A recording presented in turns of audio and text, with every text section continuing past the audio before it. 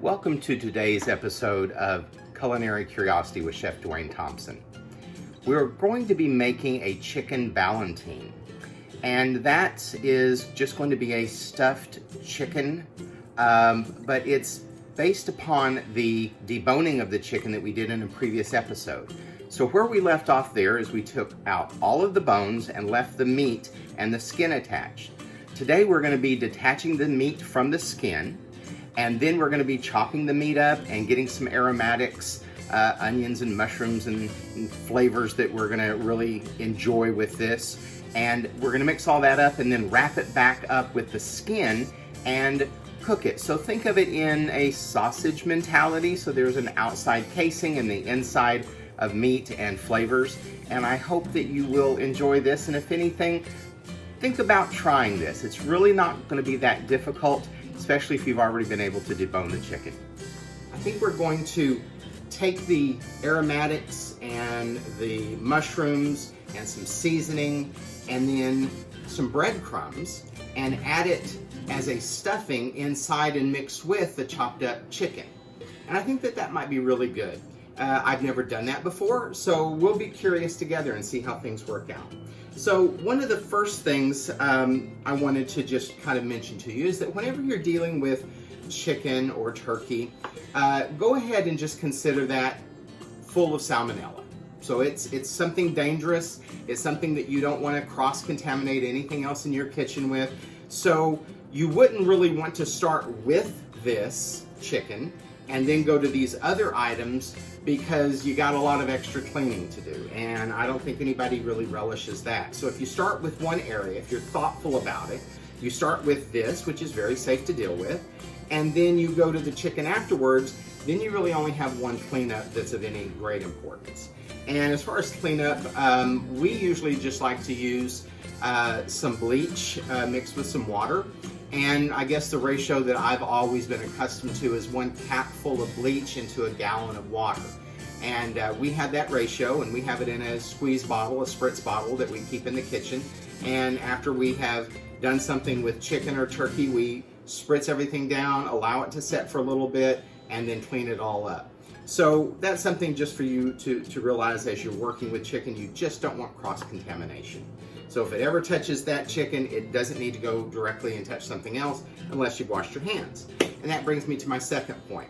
Started the video off by drying my hands to hopefully let you know that that's what I just got through doing. So I did. Go in there before you start cooking and make sure your hands are clean. They're your best tool. And if you keep them clean, and if you have any cut, just have a Band-Aid on over it. Use rubber gloves if you need to. So let's get on with this. I went out to my garden and I got some fresh sage, and the 3 herbs that I have most of at the moment this time of the year. It's just the beginning of April. So I have sage, I have rosemary, and I have thyme. And I could go out there and pick any of those 3 and they would have been fantastic with this chicken. I have chives that are just coming up. That would be delicious with it. But I do want you to realize that you want some herbs. And I know that that can be very paralyzing if you don't realize what kind of herbs would go best, but it would almost be hard to find a lot of herbs that wouldn't go with chicken. So in that case, I'm gonna just go ahead and get this trimmed up. I want these harder ends to come off of it, and then I just bunch this up. Now, to hold a knife properly, let me just start with that. You take your thumb and your forefinger and you pinch the knife there and you wrap the rest of your hand around it, and then the knife cannot slip out of your hands very easily, right? If you hold it here, that knife can slip out quite easily, and then that creates a problem. But if you pinch it and hold it, then you're gonna have good control of it and you're likely not gonna get cut. So I bring all this together, I get my other hand in a claw kind of scenario, and then I allow that the flat part of my knuckle to be right up against this. So I'm not really going to cut like this and then cut yourself. That's what you don't want to do. So a little knife safety, a little understanding, and I think we're going to have an episode that talks a lot about this, because this is the first thing that you're going to have to learn how to do, is how to hold a knife, how to use a knife. Now in this case, I brought all of this together, and I'm going to do an action like this, okay? I want to use as much of the blade as possible, and so that I have less work. It's always the key. And then when you get right to the end and you get nervous, just move your hand away. Allow it to finish it up if you're not comfortable there. And then for this cross section, I want to bring this in as well. And then I'm going to go around it. I'm holding the end. I'm still holding the knife with my right hand, or my dominant hand if you happen to be left. And I'm just coming in. Speed is not something you need to be worried with right now. Go as slow as you need to. But eventually, you're going to be able to pick up some speed on this. Now, I have these measuring spoons and measuring cups at the ready, just so as we go through this, we understand how much I'm using. When I'm seasoning meat, I really don't worry with the amounts. I just worry to make sure it's all there. But let's go ahead and put some effort into this so you have a starting point. So this is a tablespoon. I have just about a heaping tablespoon of fresh. You can use dried as well. And usually the thought process would be that you use half as much with dried as you do fresh. Why is that? The oils have concentrated, which means the flavor concentrates. And I would say that maybe use a teaspoon and a half of dried, or 2 teaspoons. So I'm going to put this over to the side, and that's about as much as I want. I'm going to be fine with just leaving this here because it's all going to be mixed up together. And then I'm taking 4 garlic cloves. And the ends there, I don't like them. They're a little hard. So I just tip those off and then set them to the side. So as I've done that, that sets on the counter. Now, I think that the easiest thing for someone to do, if you're not comfortable with the knife just yet, is do some large chops, right? You're going to end up getting smaller, and there's no worry about anything. And I'm not going crazy with it, and that's why it's not shooting all over the kitchen. I've seen some folks that just feel like that they have to show off with a knife, and I think that that's just reckless and it's not safe, and I don't really see the point. I want to then come in, and again, I'm making this rocking motion, and when you've gone one direction, knock off the product, in this case it's the garlic, and then turn and come back another direction. And then come and turn and go another direction. And keep those angles different each time so that it becomes different, and you end up getting smaller and smaller. Now, if I was going to put this and mix this with the chicken and not cook it in advance, then I would want this much smaller. But I'm going to go ahead and saute this up first and then put it with the chicken. So before I go do that, let me go ahead and figure out how much garlic do I have here. I have a tablespoon. And we all know that a tablespoon is 3 teaspoons. And I say we all know that. I shouldn't have done that. We all don't know that. But 3 teaspoons equals a tablespoon. So I think what I have here is a good solid tablespoon and a half. So that would be 3 teaspoons, 4 teaspoons, maybe somewhere around 5 teaspoons. But when it comes to garlic, again, let's not worry about that too much. It's going to be 4 cloves. Those cloves can be different sizes. It's all good. And again, I'm not worrying about cleaning up this board because the next thing I'm going to cut is an onion. And again, this is all going to be put together. Let me grab a little bowl real quick. And I want to put my trimmings in here because I do not throw these away. Now, as far as the root end, I cut that off, and that's going to be thrown away. But the rest of this that I'm going to cut off, this is going to go into my bowl, and this will be part of my stock that I use later. Now, whenever I taught culinary school, I had the very first day of class was teaching how to use knife skills and how to cut vegetables. And it's the funny thing is you're always taking something that is one shape and turning it into something that's another shape. Taking something round and turning it into dice, and that's a square or rectangle. That's really problematic. But cutting an onion always seems to be either real simple for some folks, or it's going to be a point of really a lot of confusion. I always look at an onion and I try to teach it this way. If this was the world, you have the North Pole, you have the South Pole. You flip it around, it doesn't matter. You want to get rid of both of those two poles. You want to make sure that the root system that you never are going to consider to be clean, that's trash. But then the North Pole, you throw away. Then you cut this in half. Now, do you see my hand is over it? I'm not cutting this in half this way. I'd like to put the knife where I need to be, put my fingers on this side for support, and holding the knife by pinching the blade, and then I cut that half in two. Now at this stage, I want to peel off a few of the very leathery or papery parts of the onion. So they're not beautiful, they're not necessarily the best quality. If you were to saute those up, you might even find them in your mouth as a little papery, and it's not going to be pleasant. However, for stock, it's absolutely perfect. So why would I throw that away? I have lots of Ziploc bags in my freezer that has all sorts of different kinds of trimmings.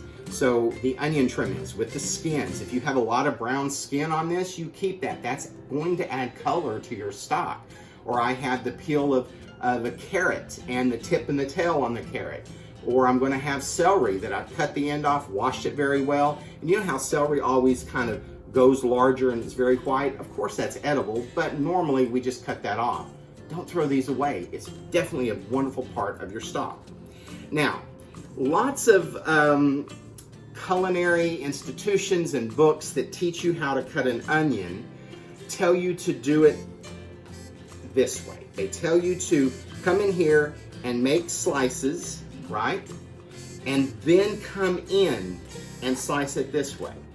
I do not agree with that. I think that whenever you're slicing this way, it's much easier to do it when you have a whole onion. Now, how do you know where to slice? Well, how big of an onion cube do you want? Small dice, medium dice, large dice. In this case, I want it at a medium to a small. And again, this isn't going to be like a showy bit of onion where people are really seeing it. It's going to be inside of the chicken, so I wouldn't worry so much about it. I put my hand flat on top. I get my blade far into it because I'm going to be slicing this direction, right? So I'm not going to saw too much. I want to slice. And so I bring the cutting board to the edge. I have my body turned. You can't cut this way. Your body gets in the way.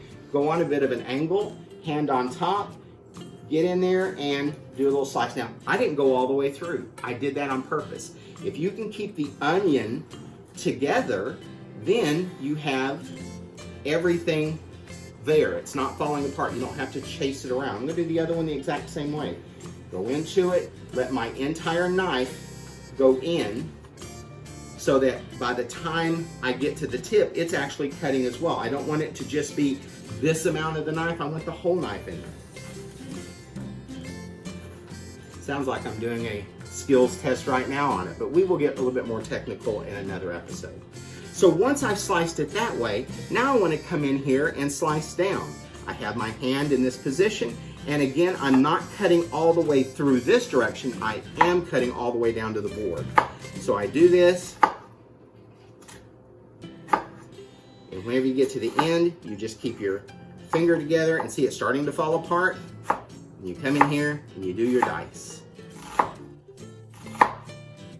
Now, we can talk about how much onion do I really have? That's a little leathery. I'm just going to throw that over in the stock pot. And that's a little leathery. How much do I really have as far as the onion goes? We can check it, but at the end of the day, it's one medium-sized onion. But maybe you get your onions that are frozen, and then you would want to go, how much is it? Well, always use your senses on it. That was about the size of a baseball.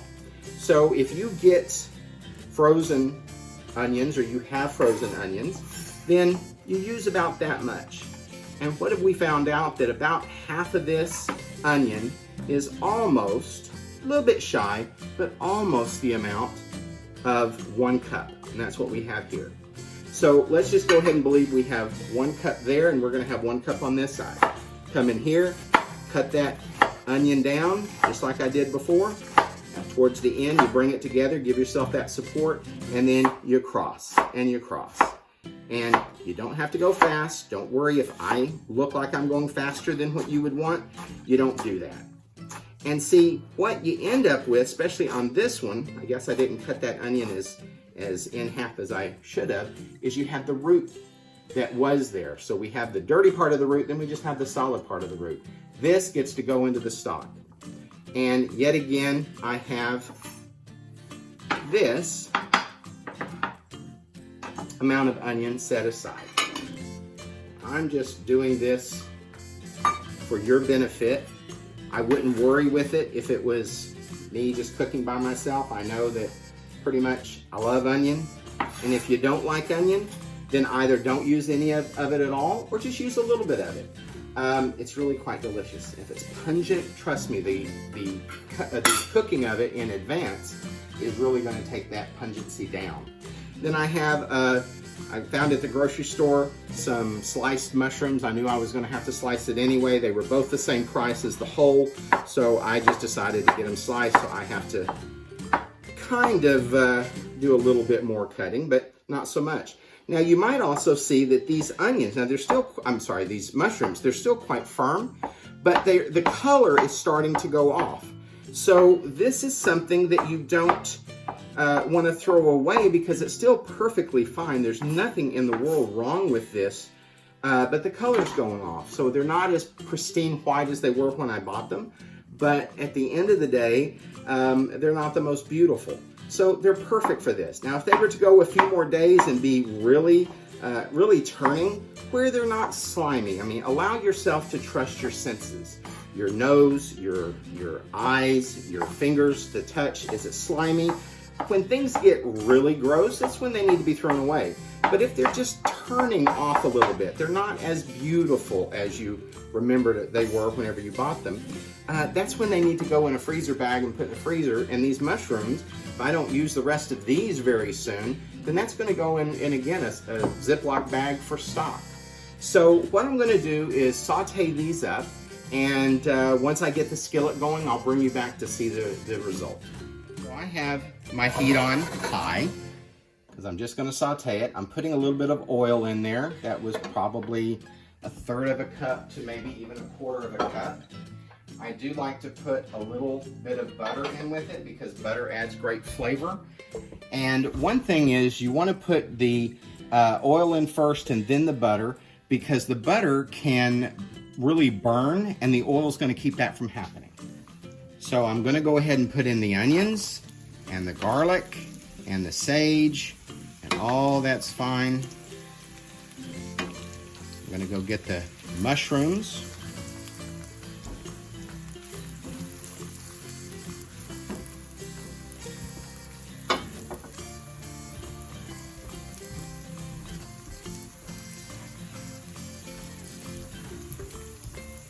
When you're scraping, use the back of the knife, not the front. You don't want it to get dull. And before this episode, I purposely went and sharpened that knife. Wanted to make sure that everything looked good. So I like to saute on high just because I need to get it done, get it over with. And this may be more stuffing than I'm gonna need, but we'll see.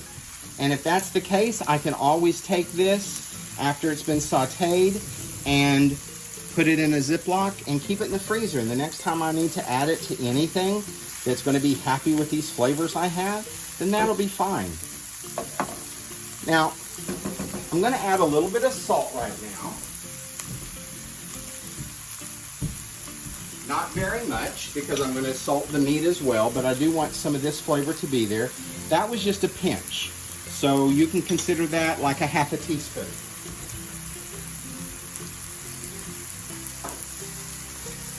And I'm going to add pepper. Now I freshly grind pepper for cooking in this container that I keep, and it is going to last a good long while. At dinner, if I'm going to have freshly ground pepper, there I have a grinder that I do right at the moment. But this is perfectly fine. Again, I would say this is about 1/4 of a teaspoon.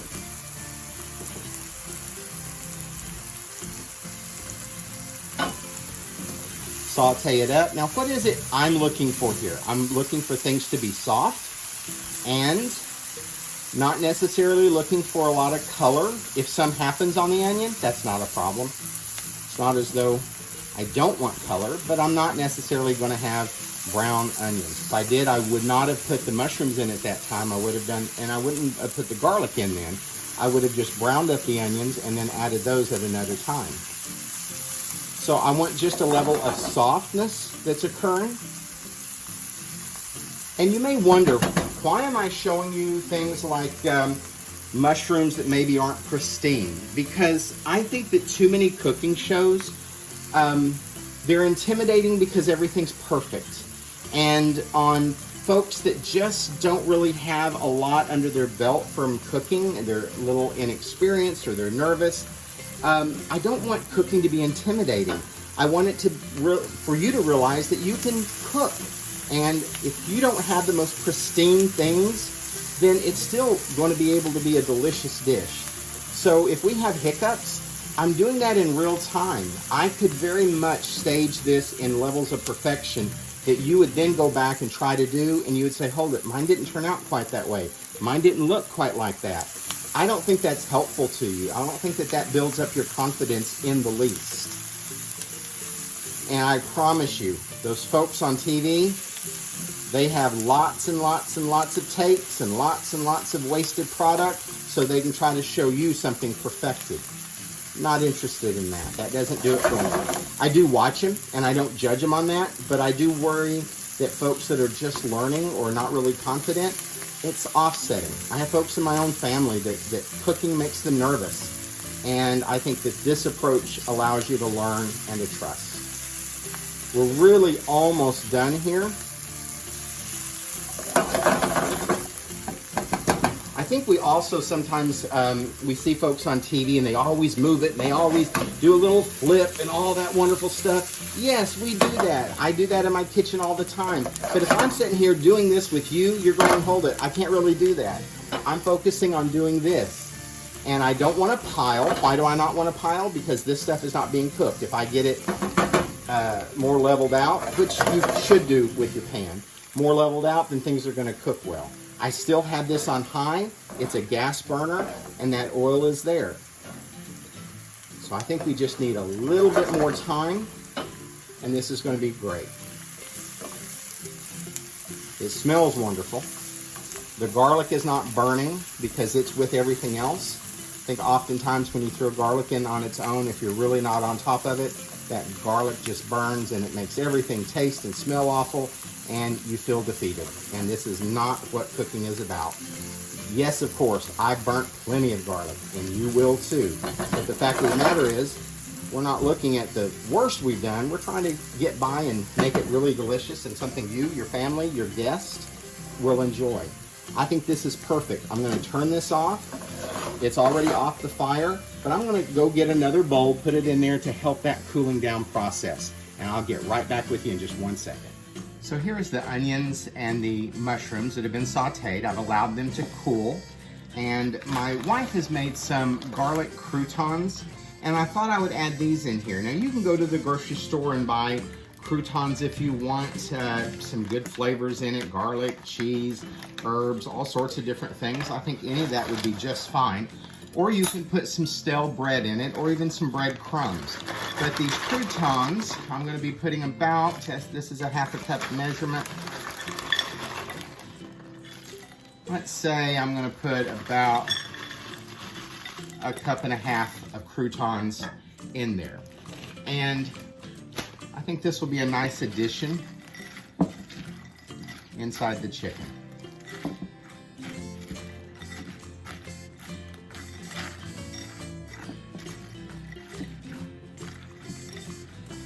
Now, these have some seasoning in them, the garlic powder and some salt on it. And then the mushrooms and the onions have a little salt in it as well. And now I'm going to just set this aside and turn my attention over to the chicken. And we'll be able to kind of look at how much chicken we're going to need. I don't think we're going to need all of the meat off of that deboned chicken, so we're going to be able to put some for another meal. So let's go ahead and turn to that part and start talking about that aspect of the meal. So this is the chicken that we deboned in the previous episode. And what I'm wanting to do is separate the meat from the skin. And go ahead and put that into this bowl. This chicken's pretty cold. It's going to take a little bit of work to get this off. But you just carefully start pulling it. It starts coming off.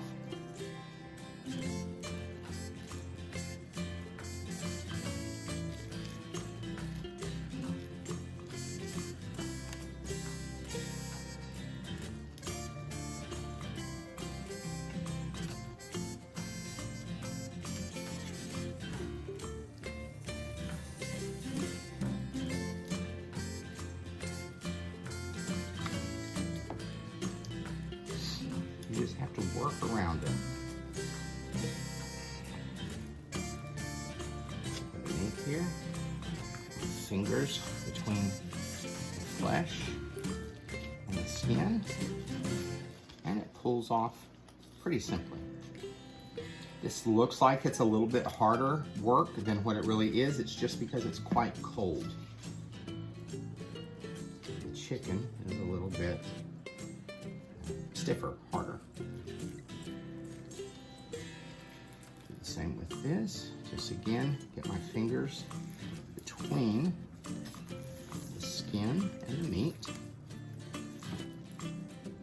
Let's beat them out of rest.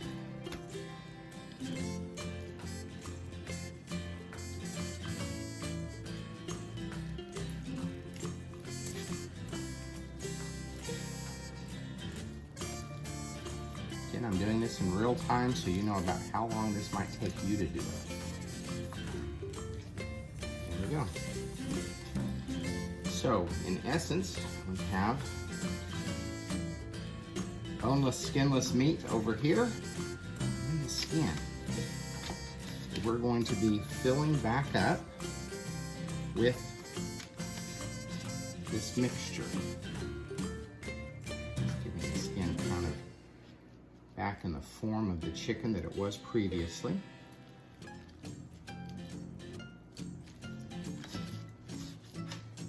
Okay.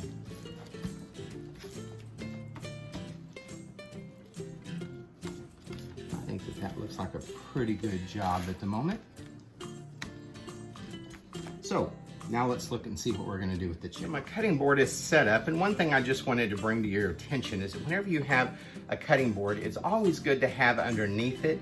I have a damp paper towel, and then I just put my cutting board on top of it, and it keeps it from moving around. And that's something that you want. You don't want this slipping. So the first thing I'm going to do is take this dark meat. This is one of the thighs, and I'm just going to coarsely chop it.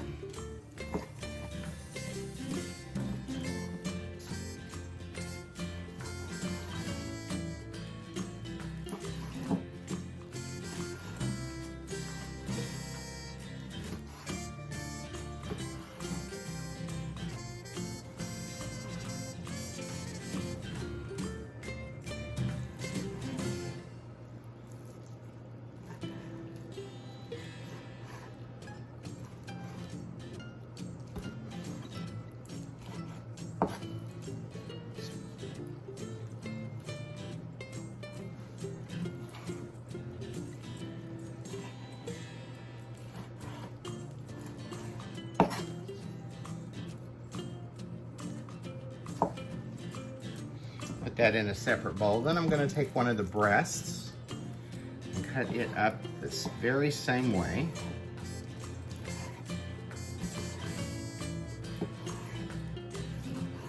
Remember, we were talking about the economy of deboning the chicken in that previous episode. And this is where it comes in, that you have boneless, skinless, breast meat, thighs, whatever you want. You can take it to any level that you need it. If you like the bone in your thighs, but you want the breast deboned, then this method will give you all of that and really allow you to take advantage of the entire chicken, which is going to come to you at a cheaper price, much more economy for the household. And that's important.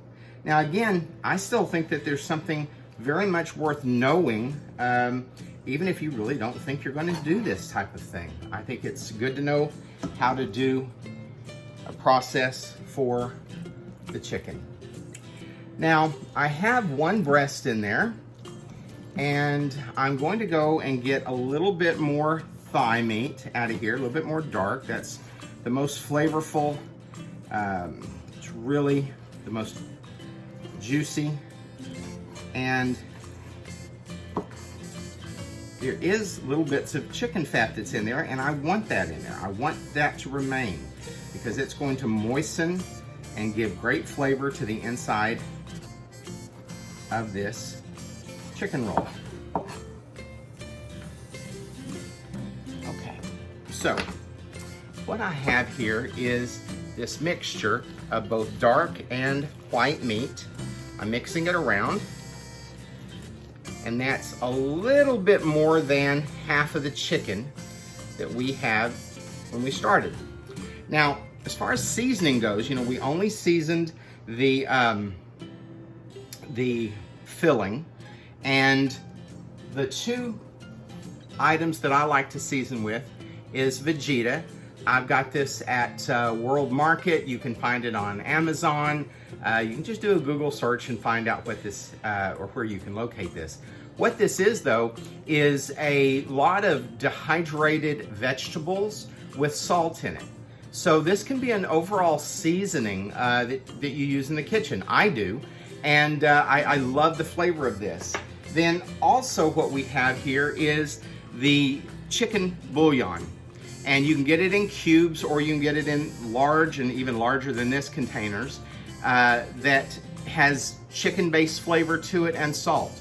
Now, you might say to yourself, well, that's just a lot of salt. Absolutely it is, and I'm gonna treat it as salt. The benefit is the additional flavors that go with this. So I am going to take and use the Knorr granulated chicken, and I have 1 tablespoon that I'm going to mix in with that chicken meat.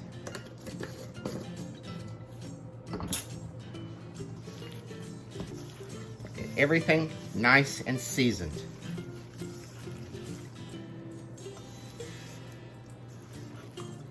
And it's getting a little stickier, which is good. I want this to kind of glue together.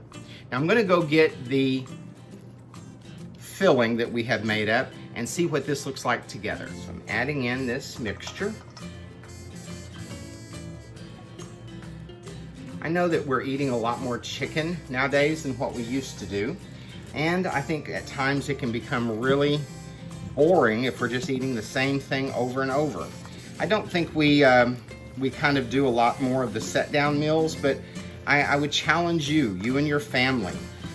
Even if your family's not living in the same house with you, we always make it a habit to have dinner. When we were living close to my sisters and my mom and dad, we would have dinner together every single Sunday. And they would come over to my house as mom and dad were getting a bit older, and it was nicer for them to be able to come down, relax, be taken care of. And you just have to plan ahead a little bit. And let me tell you, everything that we've done so far can absolutely be done ahead.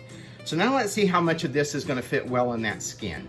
Here is somewhat the fun part. The proof will be in the pudding on about how much we can get in here. And I'm gonna do little clumps. I'm going to consider this more like a sausage roll, if you will, from the standpoint of how can I get this together.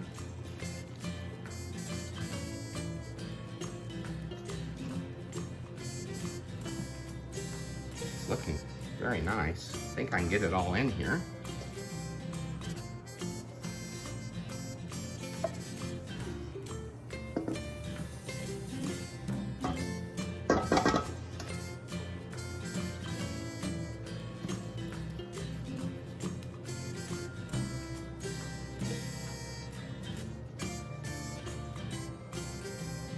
Again, we're not going to be looking for perfection. We just want something that's going to be nice and tasty, somewhat different than what we've been accustomed to eating before. And you're gonna ask yourself, how are we gonna get all this put together? Well, we're either going to use toothpicks or we're gonna use string. Kind of looking at this and seeing how it's coming along. A little bit of this is coming out. We can just shove it right back in.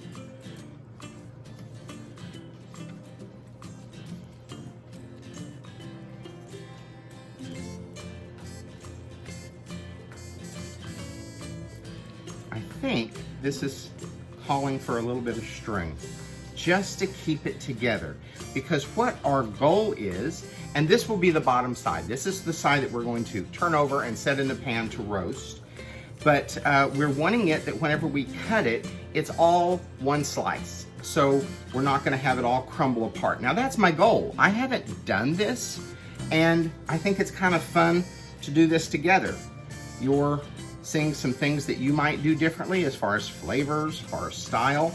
But right now, we're going with this thought, and I'm gonna go get some twine and tie this up and see what we can do. So I always keep on hand some kitchen twine. It's cotton, and it comes in this kind of configuration. And I would say it's any cooking store, or even doing this online, you could probably find that quite easily. So I've cut a few lengths here, and I've done some that I've measured the width-wise, and I'm just gonna kind of feed it around. And what I do is I loop it twice, and I feel like it can hold a little bit easier. If you have somebody else in the kitchen with you, that would be great. Now, you don't want this really, really, really tight. You want this just to be held together. That's the point.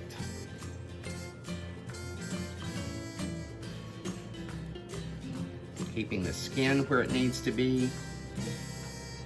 Again, doing it twice, coming in through here, getting your finger in it, making that additional tie, and then let that come together. And then this one will go longwise.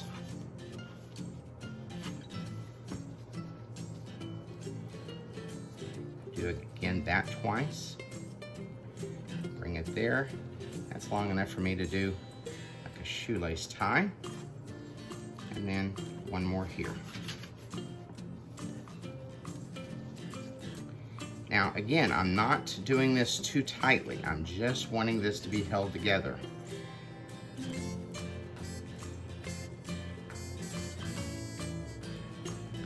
Okay, now I have pan here that I put some aluminum foil on the bottom of it, and I'm wanting that to be there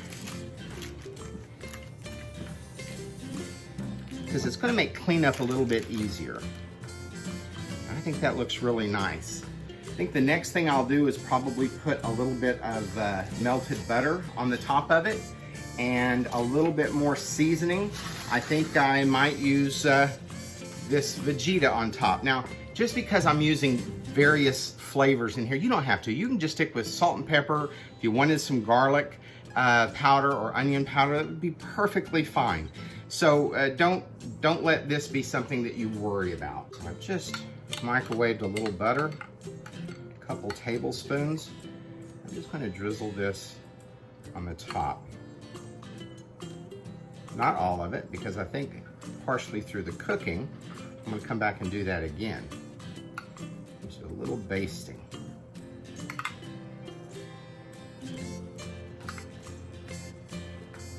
Okay, and with that, taking a little pinch of this seasoning. There's a nice yellow color to it. And I have preheated my oven to 400 degrees. So I'm gonna go ahead and put it in. My expectations is that it should take anywhere from 40 to 55 minutes to maybe even an hour, but I'll check it as it goes and I'll keep you informed. I'll let you look at it maybe halfway through when I baste it again. So this is about 35 minutes into the cooking, and this is some more of the butter that I first was putting on. It's congealed a little bit. It's been setting out for 35 minutes. And take a little bit of this, moisten it. Smells really, really good.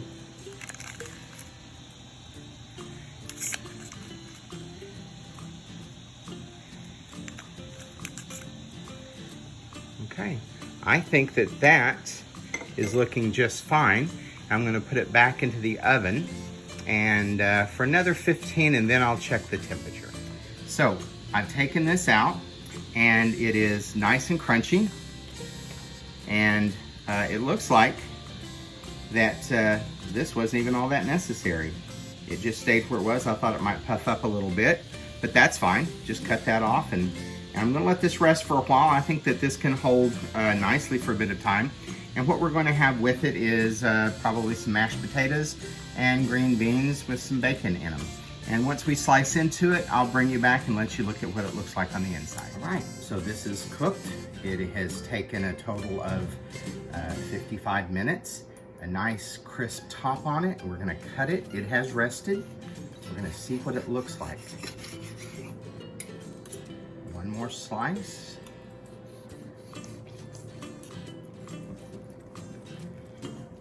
Pull it back. Let's see what we have. Now that is exactly what I was looking for. The filling, the croutons, the dark meat, the white meat, that looks delicious. So I guess it works. Hope you try it next time. Thank you for joining me today.